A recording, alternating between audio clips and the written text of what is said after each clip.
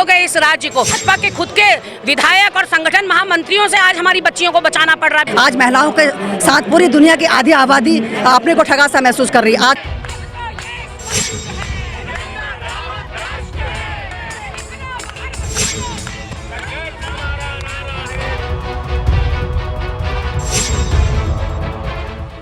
एक बार फिर सीबीआई के नाम पर जो उत्तराखंड में सियासत गरमा गई है, उस पर देखिए नज़ारा क्या है। देहरादून कांग्रेस भवन में इस वक्त महिलाएं थाली और ताली बजाने लगी हैं, मुख्यमंत्री से इस्तीफा मांग रही हैं।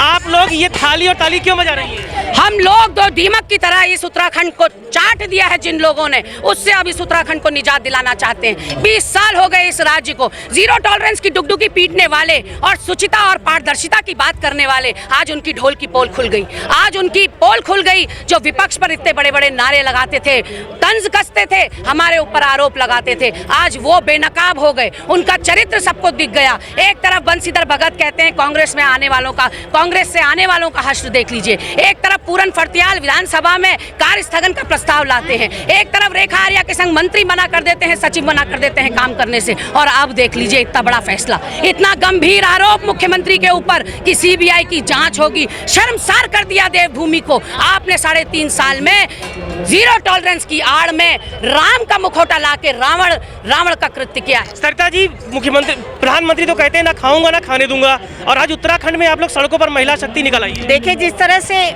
भाजपा की करनी और कथनी में फर्क है वो सामने दिख रहा है। जीरो टॉलरेंस की सरकार आज किस तरह से आपने देखा, माननीय उच्च न्यायालय को इसमें सीबीआई जांच के आदेश देने पड़े।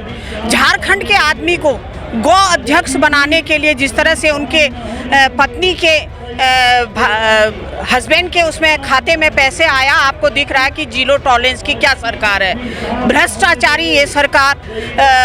मंत्री जो सचिव लोग हैं, मंत्रियों के साथ काम करने को नहीं उनका मन है। वो लोग स्पष्ट कह दे रहे हैं कि हम मंत्रियों के साथ काम नहीं करेंगे। जीरो टॉलरेंस की सरकार, माननीय मोदी जी कितना ही डुगडुगी पीट ले, लेकिन आज भ्रष्टाचार सामने दिख रहा है। आप पूरी जनता देख रही है कि भाजपा सरकार बेनकाब हो गई है।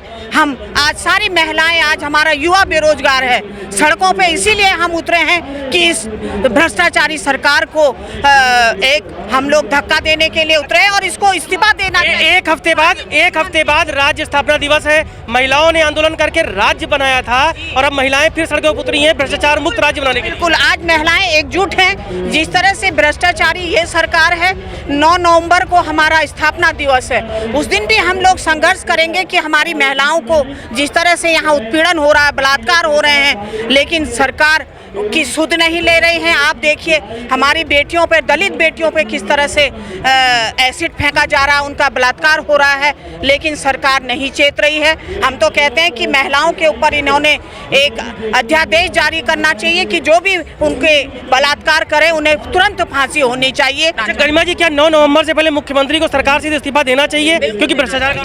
देखिए, बलात्कार बाकी करें तो समझ में आता है। ये भाजपा के खुद के विधायक और संगठन महामंत्रियों से आज हमारी बच्चियों को बचाना पड़ रहा है, बेटियों को बचाना पड़ रहा है। जो धर्म के झंडा बरदार बनते थे, नैतिकता की बड़ी बड़ी बातें करते थे, नैतिकता का पतन उस दिन हो गया जिस दिन इन्होंने लोकतांत्रिक तरीके से चुनी हुई सरकार को गिराने का काम किया, हरीश रावत सरकार को गिराने का काम किया। क्या उस समय उनको पता नहीं था हरक सिंह रावत जी के चरित्र के बारे में, कि आज वो भ्रष्टाचार के आरोपों से उनको बोर्ड के अध्यक्ष पद से बेदखल कर रहे हैं? उनको सब पता था, फिर भी वो इन 10 बागियों को लेकर गए और आज जब पूरा उनसे काम निकल गया, मतलब निकल गया, तो एक कोने में उनको फेंक दिया गया है। तो आप सोच सकते हैं कि ये भाजपा सत्ता के लिए कुछ भी कर सकती है। ये सत्ता की लालची पार्टी है। और आज तो जिस तरह का आरोप हाईकोर्ट ने लगाया है, हम हाईकोर्ट के फैसले के आगे नतमस्तक हैं। हमारे न्यायालय पर हमारी और अगाध जो विश्वास है वो बढ़ गया है और हम इस फैसले का स्वागत करते हैं। अच्छा, आप बताइए, महिलाओं के आंदोलन से राज्य बना, क्या इसी दिन के लिए बना था कि महिलाओं पर इस तरह से जो आंदोलन करना पड़े सड़कों पर? बिल्कुल, आज सारी महिलाएं सड़कों पर उतरी हैं क्योंकि राज्य आंदोलन में महिलाओं की जो भूमिका थी, कहीं पर भी महिलाएं खड़ी नहीं उतरी हैं। आज महिलाओं के